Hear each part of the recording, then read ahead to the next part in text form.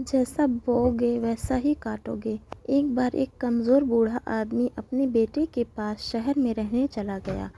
वहाँ उसने बेटी बहू और एक 4 साल के पोते रहते थे। बूढ़ा आदमी वहाँ जाकर थोड़ी देर आराम किया।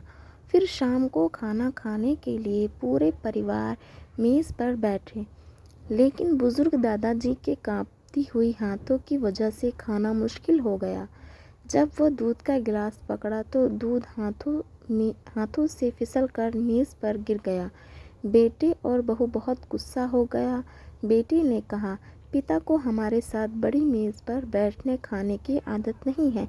इसलिए बेटे और बहू ने कोने में एक छोटी सी मेज़ लगाई। वहाँ दादी जी को खाने के लिए दिया, जबकि परिवार के बाकी लोगों ने रात के खाने का आनंद लिया। चूँकि दादाजी ने एक गिलास थोड़े थे, इसलिए उनका खाना लकड़ी के कटोरे में दिया गया था। जब परिवार ने दादाजी पर नज़र डाली तब खाना खाते वक्त उनकी आंखों में आंसू देखे। 4 साल के बच्चे ने यह सब खामोशी से देखा। फिर अगली सुबह पिता ने देखा उसका बेटा लकड़ी के साथ खेल रहा है। उन्होंने बच्चे से मीठी सी पूछा, तुम क्या बना रहे हो?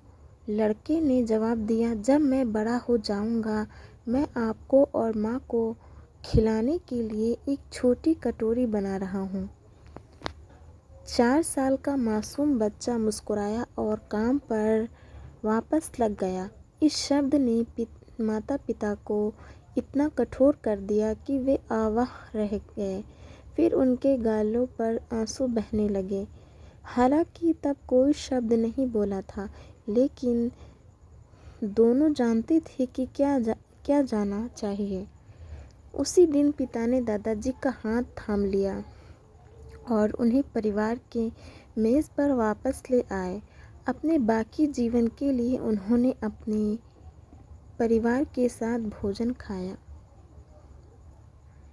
प्यारे दोस्तों, याद रखना, बच्चों की आंखें हमेशा देखती रहती है, उनके कान हमेशा सुनते हैं और बच्चे के मन में संदेश जाता है। इसलिए अपने घर के बुजुर्ग के साथ जो भी व्यवहार करो, सोच समझकर करो। कहीं ऐसा ना हो कि आपको बाद में पछताना पड़े।